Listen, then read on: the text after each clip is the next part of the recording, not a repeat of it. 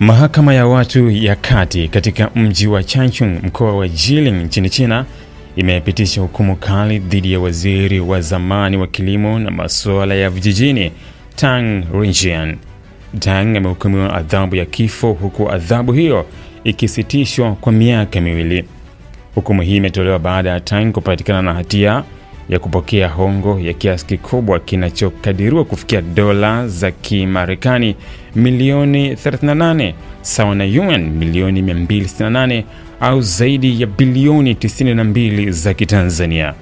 Kwa mujibu wa taarifa iliyotolewa na shirika la habari la China, pamoja na hukumu ya kifo iliyositishwa, Tang amepokwa haki zake zote za kisiasa kwa maisha yake yote. Aidha, mali zake binafsi zimekatazwa kumilikiwa binafsi na zitachukuliwa na serikali, huku fedha zote alizozipata kwa njia haramu zikikabidhiwa kwa mamlaka za serikali kwa matumizi rasmi. Mahakama ilibaini kuwa kati ya mwaka 2007 na mwaka 2024, Tang alitumia nafasi zake za juu za uongozi katika ngazi za kitaifa na za mitaa kwa manufaa binafsi. Alisaidia watu wengine kupata mikataba ya biashara, kushinda zabuni za miradi mbalimbali na pia kupandishwa vyeo katika maeneo yao ya kazi. Kwa ajili ya huduma hizo, Tang alipokea malipo ya hongo yenye thamani kubwa ambayo ilihamasisha maamuzi ya kutiliwa shaka na ukiukaji wa maadili ya utumishi wa umma.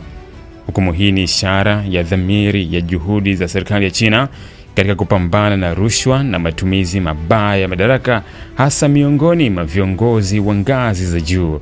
Tang Renjian, ambaye hapo awali alikuwa na mamlaka makubwa katika sekta ya kilimo na maendeleo ya vijijini, sasa anakumbwa na athari kubwa za kisheria pamoja na kijamii kutokana na vitendo vyake visivyo halali.